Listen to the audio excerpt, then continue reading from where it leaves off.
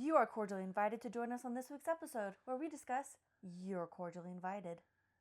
And all the guests are the pop culture news of the week.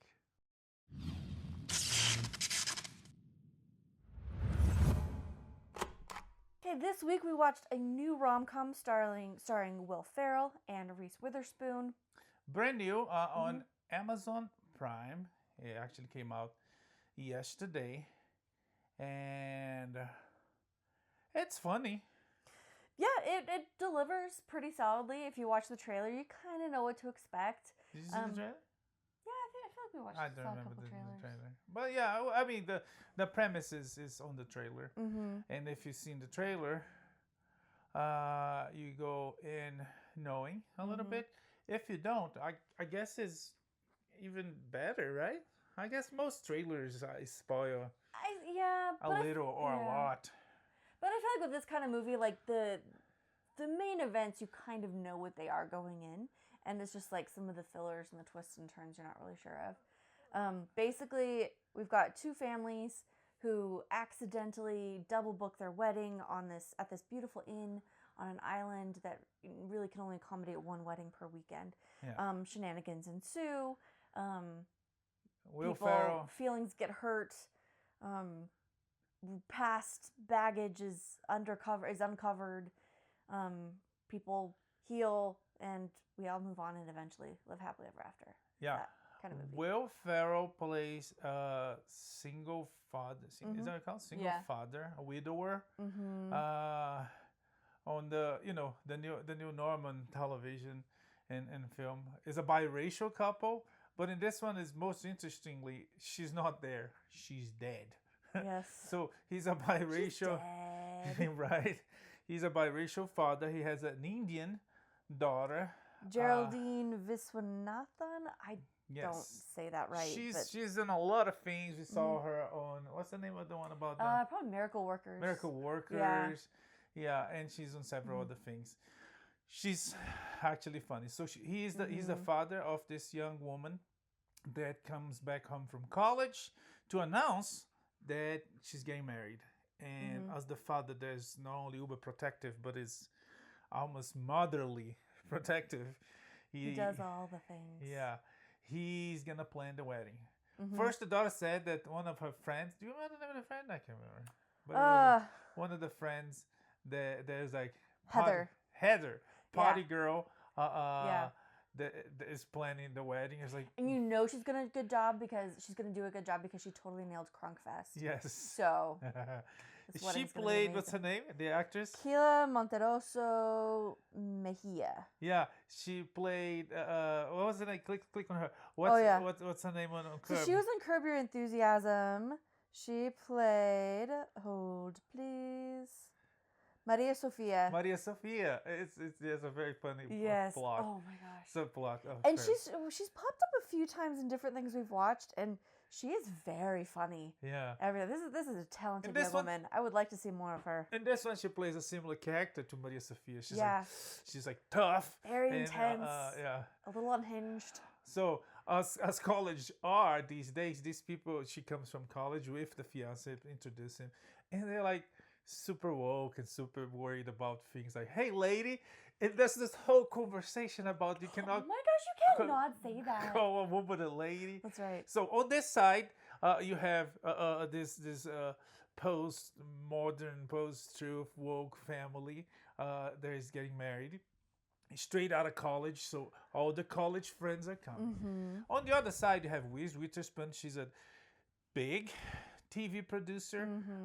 She's her sister comes to her, announces that she's getting married, and asks her to plan the wedding, or she volunteered, I can't remember. But she's a producer, so to produce things should be easy for her.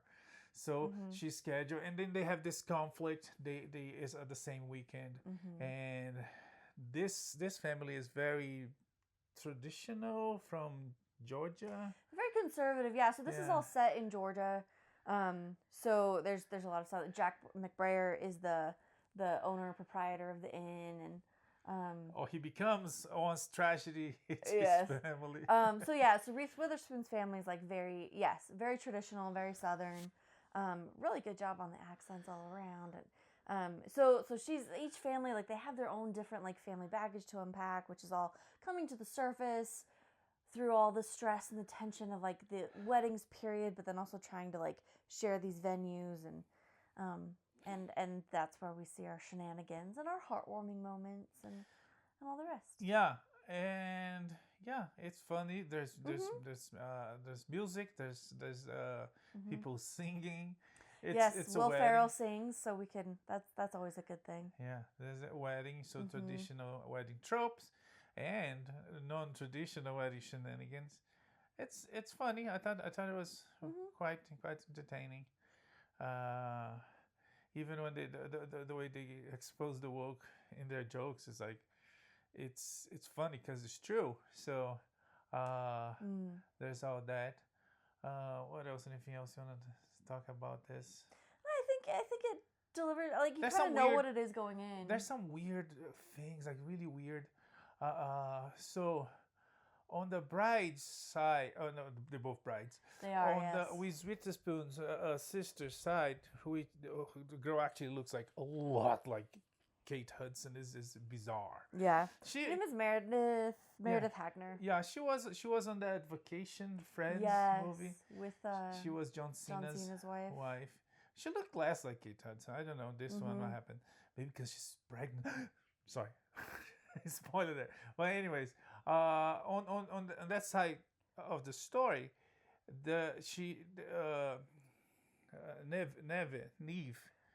Neve character, Reese Witherspoon's character's sister, they have other siblings, and those siblings, one is a man who's married to a woman, but we never see her. Actually, we see her. We see her, but she has no lines. Yeah. Same thing with the sister, who's also married, happily married of sorts. But we never see the husband, or we never hear the husband.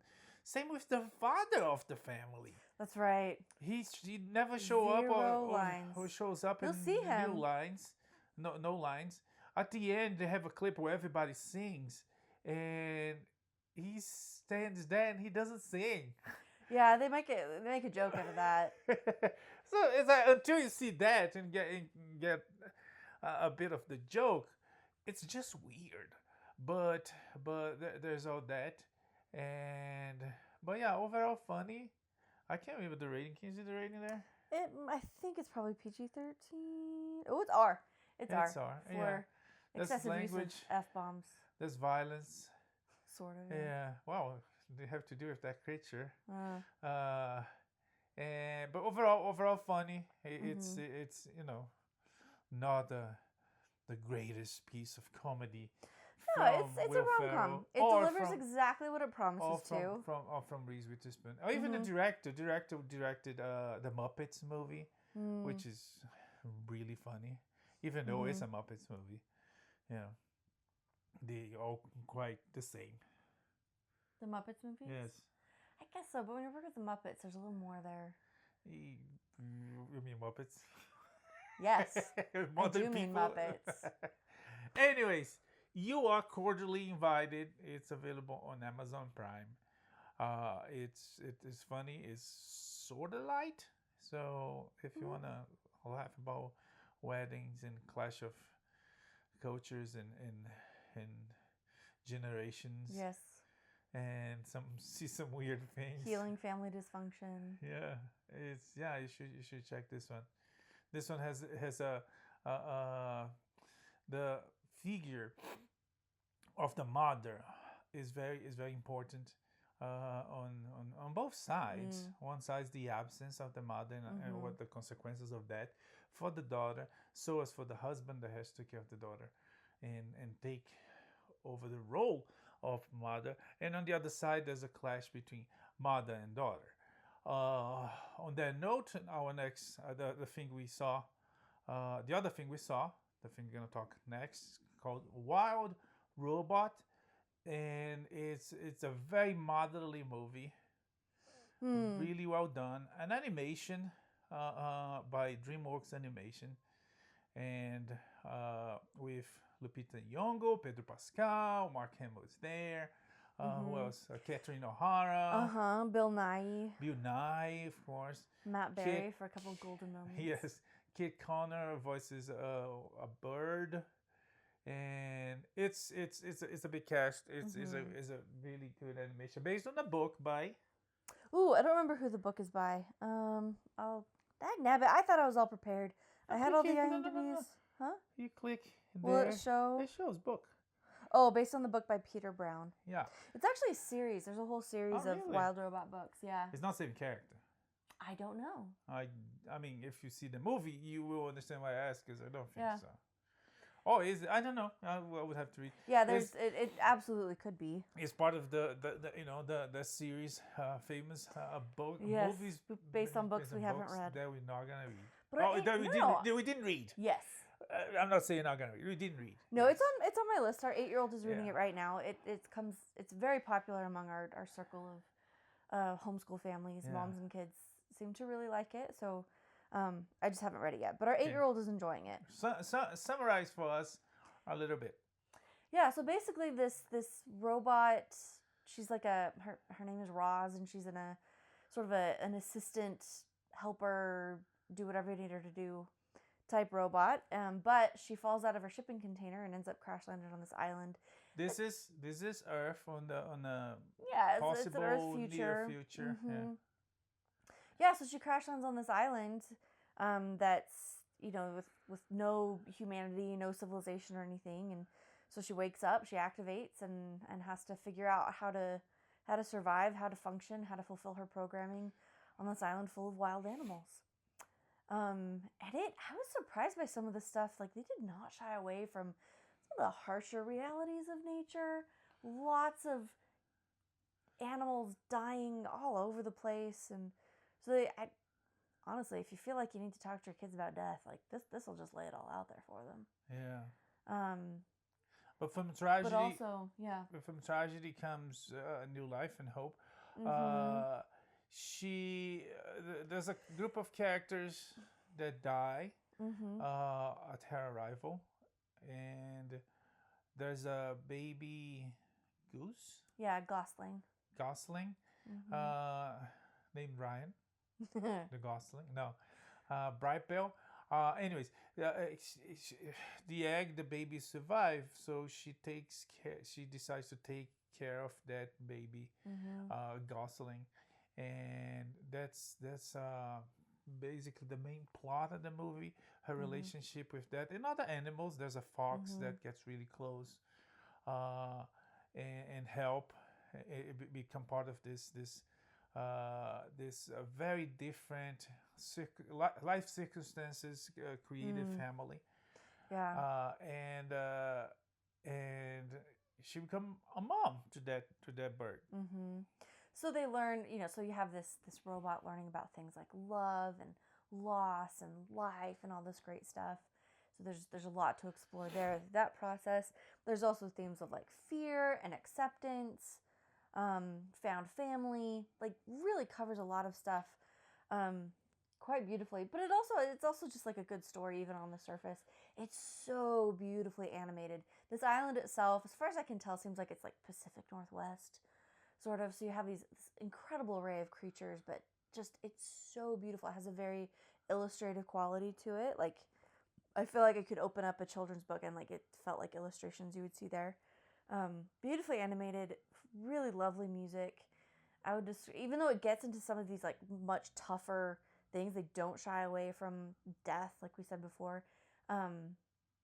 Overall, I felt like it was very wholesome, very uplifting. And overall, yeah, I think I would recommend it. I look forward to watching it with our kids. We fully recommend rating.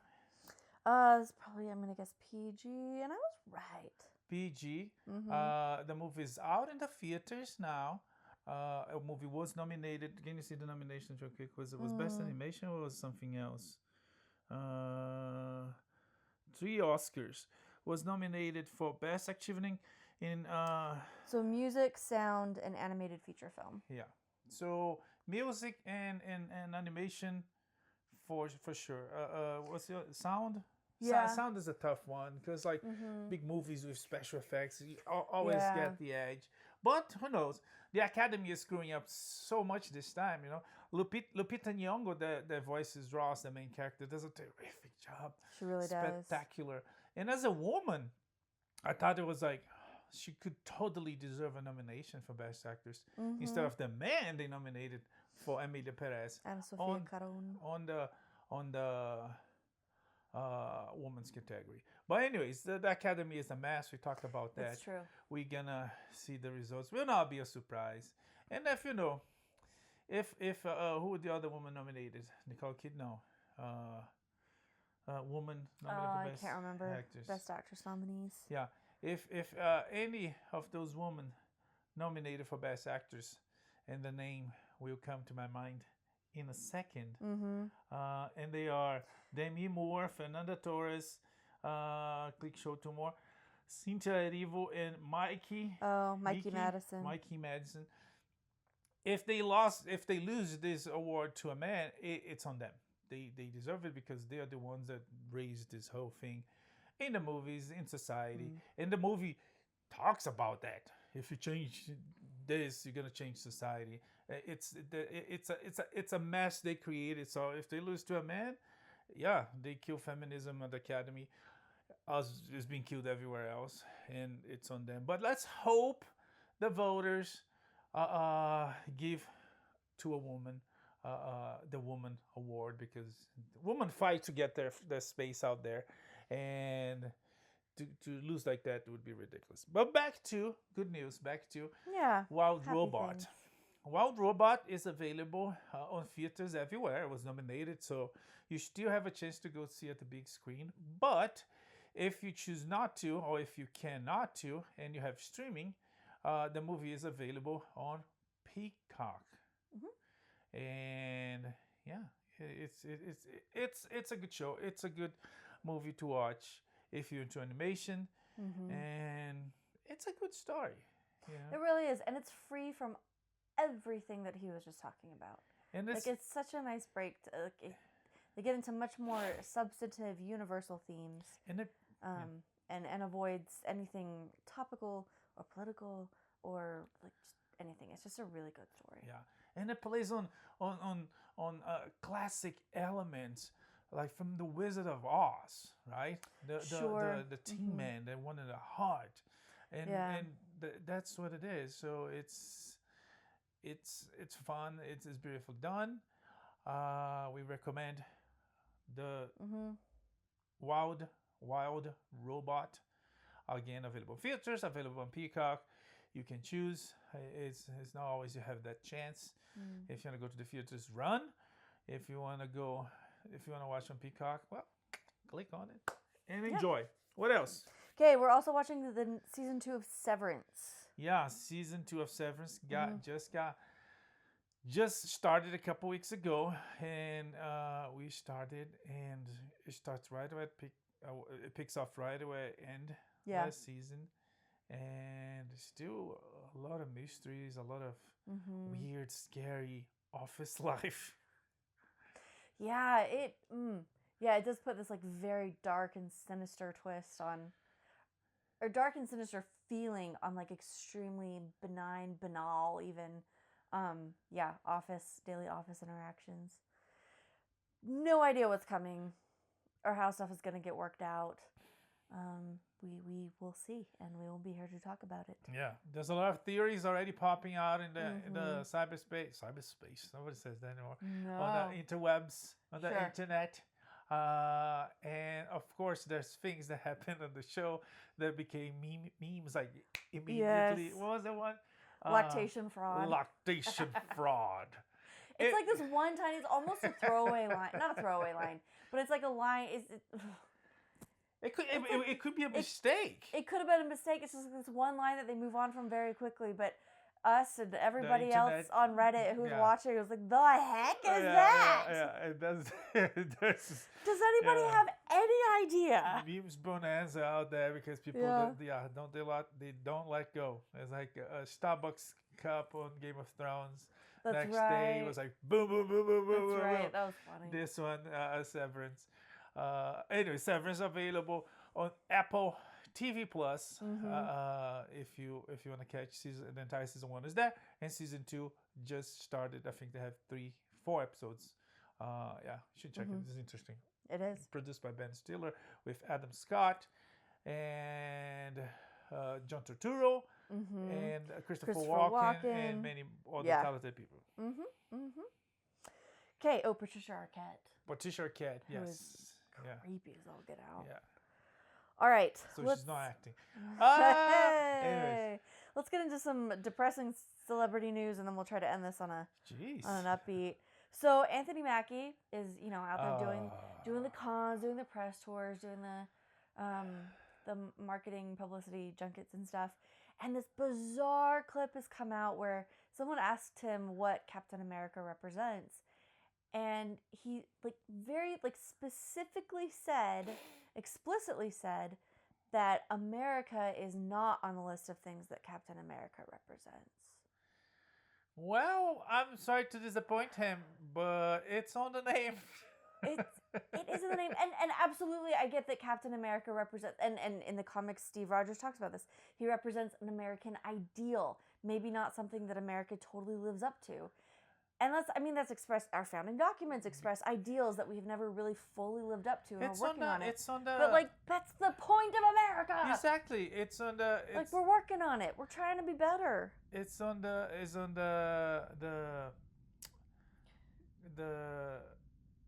the Constitution? Is the Constitution? No, Independence. The Declaration of Independence. Life, liberty, and the pursuit of happiness. That's right, and the Constitution is to form a more perfect union. We get it. We know that we're not there yet. It's to get there, yeah. It's it is about America. He's an idiot. He said something stupid to the point that he apologized. But it's so dumb for him to say that, because Marvel and everybody else, for that matter, is waiting and hoping for this tiny little bit of excuse to bring Chris Evans and Steve Rogers back. Sure. Even though I'm not a big Chris Evans Steve Rogers fan. Not that I hate him. I thought they should cast someone else. Fine. But did well. Yeah, he's Human Torch. But anyways, it's true. He does. He absolutely dazzles when he plays Human Torch. Douche roles. Yeah. So it's anyway. Anyways, so even though I'm not a big fan, it's like come on, it's like we didn't have enough Rogers yet, and so everybody, including Marvel executives, hoping for this kind of excuse to bring Rogers Evans back, and then the moron says something like that. He doesn't want the job. He wants to fail because that's what. And there's already rumors that Chris Evans might come back, and he's lunch and get his shoot back. It's just dumb. It's like they try to. There's universalities about the character, and that's why everybody loves the character everywhere. And one of the things is Captain America represents America, and America represents good, or the constant work and search for good that people everywhere look for, aspire for, to the point that everybody comes here. I came here from a different country. So many people migrate here because it's the best place to be. And there's no shame on that. And Captain America is that. He represents that. And then this guy goes to Europe and starts kissing Europeans' butts. So I have the direct quote here, and I'm curious what you guys have to think about or have to say about it. It says, Captain America represents a lot of different things, and I don't think the term America should be one of those representations. Yeah. But I love what you said about shame. Anyways, the comments online are very, very on point, are very fun. It's like, that's what happens when an actor doesn't have a script. When they have to think, when their job is not to think, is to read lines written by people who think better. Not always the case. Not always the case. But anyways, yeah. Well, he apologized. He tried to take it back. Yeah. Which I don't know. Let's move on. Okay. Captain America, Brave New World. That changed like three times. Even the title change is coming in February. We'll see what happens. But again, nobody is like super excited because he's a replacement. He's number two, and it's not like he's a number two like when Dick Grayson eventually became or would become Batman. That's like decades of people like following Dick as Robin and then as Nightwing, and the conflict with his father Bruce Wayne and his duo Batman. It's like years and years. So he's the heir. He's the natural and most qualified heir. And this guy that was like in a couple movies, and even in the books he was that too. And even in the comic books, Bucky became Captain America before Sam Wilson did, because a natural way of things. On Marvel Cinematic Universe, they skipped that, they pushed that, and it's just not that exciting. But we'll see. Yeah, we will. I still think that Marvel should have just like done Endgame and then taken a break for a hot minute before they did anything else. And every project they've released since then, I feel like kind of proves me right. But they can prove me wrong anytime. That'd be nice. Okay. Talking about bad crap Marvel is putting out. I don't put that on the list, but there's a new animation set in the Marvel Cinematic Universe that everybody is hating, and there's so much that I saw a review from a website that always like kind of kiss Marvel's butt and gives them a good grade when they shouldn't, and they give a 2 out of a 10. Oh no! Yeah, the show called Spider-Man Friendly Neighborhood something. Friendly Neighborhood Spider-Man, something like that. And they went uber extra mega woke on this one. They changed races, they changed genders, they changed the movie has a lot of like pushing woke agendas, like actual activist characters doing activism and stuff. Like the Osborns, Harry and Norma Osborn, they are black. Dr. Kurt Connors is not only black but is a woman. There's, I think MJ is Asian. It's like it's like wow. It's like this story. It's like the second to last, if the not the last thing they're worrying about. And of course, people are not liking it, they're hating it. Yeah. So, anyways. All right. Well, before just one last like total bummer. Tom Welling got arrested for a DUI. I don't understand why DUIs happen anymore. Not super. Hopefully nobody got hurt. Hopefully this all gets better from there. Okay, let's talk about some upcoming projects and releases. There's the Wayans brothers are working on a scary movie reboot. Yeah, and the Wayans family, they work together and they deliver fun stuff, and they want to go back to that. Yeah, they're very funny guys. I am not mad about more content from them. So that's supposed to come from Paramount in June 2026. Okay, Daisy Ridley's Star Wars is going to feature a new Jedi Order, and they've got George Nolfi doing the writing. Yeah, another director. They scrambling there because, the director still that director that's like, no, this shouldn't. It's an activist that directed documentaries. So why? Anyways, I don't know. I like Daisy Ridley a lot. I think she's a lovely person and a good actress from what I know, but I feel like they're doing her dirty with all this. Dave Franco, in the meantime, is getting a lot of requests to play Luigi Mangione. Yeah, he says his phone does not stop ringing. Yeah. He and pretty girl, not the blonde, the other pretty girl in the Community, Alison Brie. Yeah, he and Alison Brie were in Sundance Film Festival. Is happening. They have a new movie coming. He talked a little bit about that. He talked a little bit about the new movie.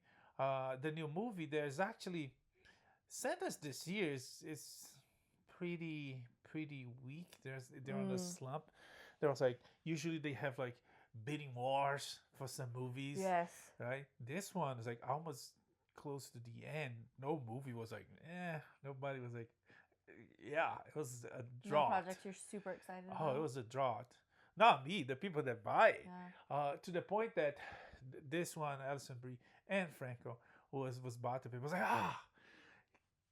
we not zero, at least one. And after that, a couple other ones. But nothing super excited, nothing coming out of Sundance this year. There's like, whoa, this is amazing. People like fighting to buy, nothing like that. Which is, just sad. But again, that is really unfortunate because there's also talks this year. This could be the last year at Park City. They're talking about moving. Park City is on the list of finalists for Sundance's future locations, but they're also talking about like Ohio and like Cincinnati. Anyway, so there's two other finalists. Local leaders and local authorities want to keep it here. They want to even double it, but it remains to be seen. Yeah, it hasn't been a great year for Park City. Yeah. But there was so the movie that the Sundance film that Netflix bought is called Train Dreams. Is that the Alison No, Brie? that's another one. It's a different one. Okay. Yeah, that's one is Joe Edgerton and Rogue One. Felicity Jones. Felicity Jones. Ah, okay. Yeah, it's a Western. So that's another one. Okay. But everything else is like failing big time. Yeah, that's too bad. Okay, Squid Game season 3 is coming in June of next year. This year? No, this year. This year? Yeah. Oh, that's right. Season 2 was last ended. year. That was last. Oh my gosh. That's the end of last year. Okay, well. So we're gonna wait. We're gonna need to wait less than. Yeah. Less than expected. They have images online that you can sneak peek. Also, they have footage for the new season of Stranger Things, the last season. 8 parts. And everybody's saying it's eight blockbuster movies. Yeah, each part is like. Oh, that's right. Yeah, wraps a lot. So. Oh boy. Yeah. They haven't let us down yet. Even their weak season was still a pretty good show. I mean, the weak season was pretty weak. The one that she goes to the town, it becomes a punk. Yeah, but I'm saying like it was good enough to like keep us there and keep us going. That was risky. So like even their lowest moment wasn't that low. But I mean, that was so risky. I would say if that was like broadcast TV, which it will never be because the show is very different in so many ways. But if that was broadcast TV, if they have a great season and then the next season they come and pull out something like that, they would not see the light of day anymore for the future. They would be canceled. But luckily, Netflix does deals differently. Yep. And they survived that frustratious season. Frustratious. I like that. Okay, Apple. It's a sea animal. Yeah, it's a distant cousin of the crustaceous. Crustaceous frustrate. Yeah. Okay. Apple had an incredible holiday season, $124.3 billion of revenue. Yeah. Good for them. How much? $124.3 billion. Jeez, that's a lot of iPhones. And iPads. No, actually, it's 3 iPhones, 2 Apple Pens, and 1 of those Apple glasses, whatever they call. Yeah. Eyeglasses. Oof. No, these are eyeglasses. Right? Yeah, they don't call but it's not like eye. Yeah, they don't call like I hope not. That would be confusing. Okay. You confused me. Okay, so there's this really interesting comic that's been shared. It's going viral, depicting Darth Vader killing Watto. Yes, it's on the new Marvel's publishing Star Wars comics, and that happens, and the internet is going crazy about it because why? It's like really necessary. Yeah. Anyway, so people have their opinions. My opinion is like, is a creative crisis out there. Like we just talked about Sundance, in the comic book industry is the same, if not worse. And really, you had to go there. I don't know. It's one of those that the life's revenge was already fulfilled on the movies, right? The third one, he's like collecting. He's a. That's right. Anakin didn't even really. He almost seemed kind of nostalgic about Watto. Yeah, but I mean, life circumstances made him into a beggar, right? He's a beggar out in the streets, right? Yes. So, the best revenge is living well. So I mean, even though Anakin doesn't, but he And does. who lives better than Darth Vader? Well, but he does. At that point, he does. He has the grow. He has the power. He's like top of his job, sort of. Even though they didn't grant him the rank of master, but Because he's an arrogant little punk. but he's up there, right? So to bring him back and kill Watto is unnecessary. But I don't know. Well, last but not least, PETA has petitioned to replace. if Punk's anything, Tony- sorry. Yeah. If anything, it's just Disney, because Disney wants to remake, reboot everything, right? Because Sure. they don't want to Or like rehash the popular characters over and over and over yeah. and over. What they did to the main characters on The Force Awakens, and it was even the worst of the new trilogy. They broke Leia and Han's forever. Was the end of Fairy Tale? Yeah, they're happily ever after. Happily ever after. Their story. They ended all the growth that we saw over the course of with all the characters, with all of our main three, all the growth, the development, the overcoming, the striving, everything they worked so hard to become and accomplish for the galaxy and for themselves. Yeah. Killed it dead. So anyway, so Disney he wants to kill them. Not going to use. You don't see the main characters. I love the main characters at the parks because it's Lucas's, and they want to distance them from that, and they have to pay if they use them. So they wanna, but it's a sass, Anakin shows up on Ahsoka, which Ahsoka is technically part of the old realm, the old the prequel, the canon prequel. Yeah. The old heads of Lucasfilm, George Lucas, and Eve David, what's his name? Dave Filoni. Dave Filoni. He was Lucas' disciple. He learned from him and worked with him. So they want to distance themselves there, but to the point that when it comes back to it, it makes success. It's huge. People love it. If not Ahsoka and Anakin, they are recent. Goes back to Thrawn, right? Thrawn shows up. It's like he brings people. When you don't, like, you should have the acolytes nobody see, people that saw hate it because they're like, oh guys, come on. It could have been good though. It could, but I mean, it could. Because I would argue that's the kind of rather than like rehashing like Order 66 over and over. I love you, Dave Filoni, but good grief, like we're done with Order 66 flashbacks.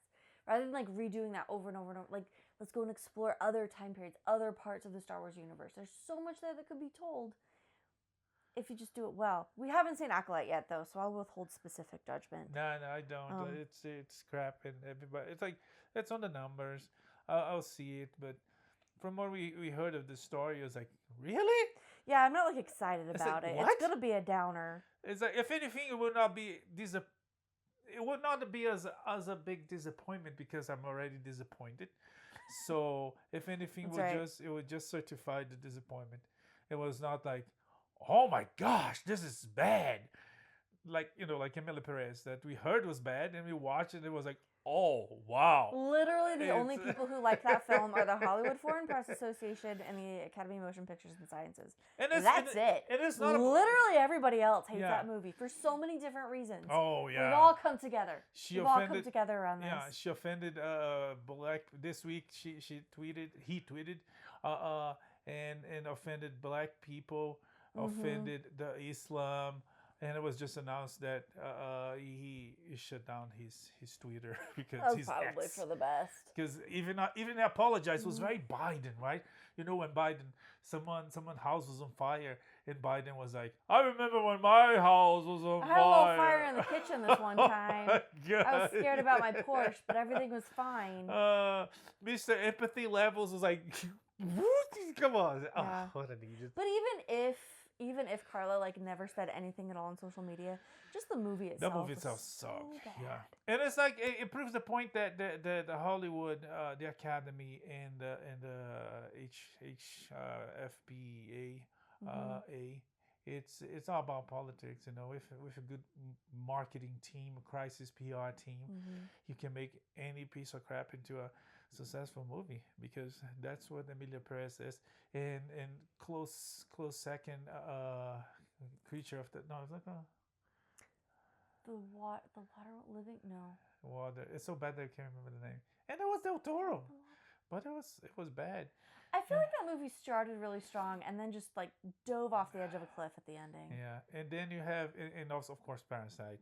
It's all politics. I don't think Big Parasite push. was a bad movie. I don't think it should have won that It's year not against Oscar, those other films. It's not Oscar. I mean, even like not even thinking of the other movies, thinking of any other movie. It's not Oscar quality. It's not like Godfather. It's not like Rocky. It's not like Lord of the Rings. It's not like so many movies like that build our personal libraries, our movie vocabulary.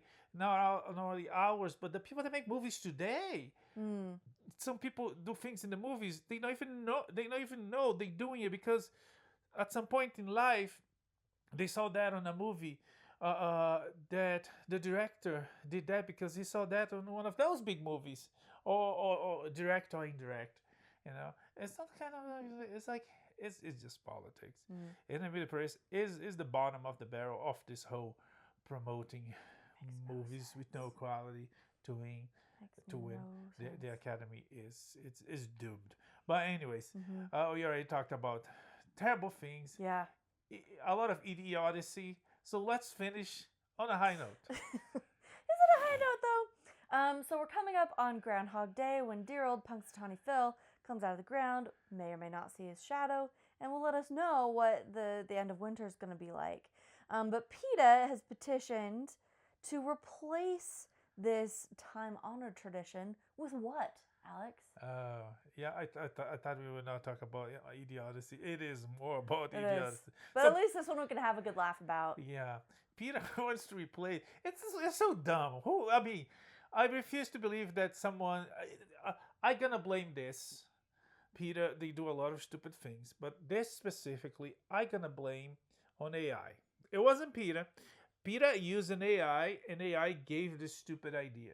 Oh. It didn't. Oh, okay. Yeah, you're just trying to give them the benefit of the doubt? Just trying to save their souls. So the idea is, because I can't figure a person, they're having a meeting, it's like, what are we gonna do? And someone gets up. It's like, what if we replace Phil for a cake? A weather reveal cake. It's funny because the PETA type of folk, the PETA liberals, don't they hate reveal cakes, reveal parties and stuff like that? Well, parties, yes, but if it's a vegan gender reveal, or a vegan weather cake, like that's pretty benign. It's the same principle. It's revealing. Well, no, because like the gender reveal parties that are hated are the ones that like start massive wildfires. Okay, those. Or generate I thought enormous they hated amounts all of them. environmental waste, like balloon releases or things like that. Oh. Those are the problems. There you go. Balloon haters. Anyways. But yeah, PETA decided to replace with a vegan review weather cake. Fortunately, this is not something that's going to happen. Granted, Phil, I love the whole concept. I love that the town like fills up with people and they party all day, all night, and they do that. And also probably one of Bill Murray's like best movies. Right, it's so good. Hilarious. It's a big time classic. Uh-huh. And there's this. It was like imitated and redone. It a movie. Yeah. I just talked about how films with impact. But the whole idea is kind of silly, like, right? You're counting the revelation of weather on the prognosticators of prognosticators. It is silly, but it's cute and it's fun. It is cute and fun, but I mean, I'm just saying that people will say the whole thing is idiotic. Replacing for a cake is idiotic. So yeah, well, don't worry, not on our watch. Yeah, on that note, because they're stressing poor Phil.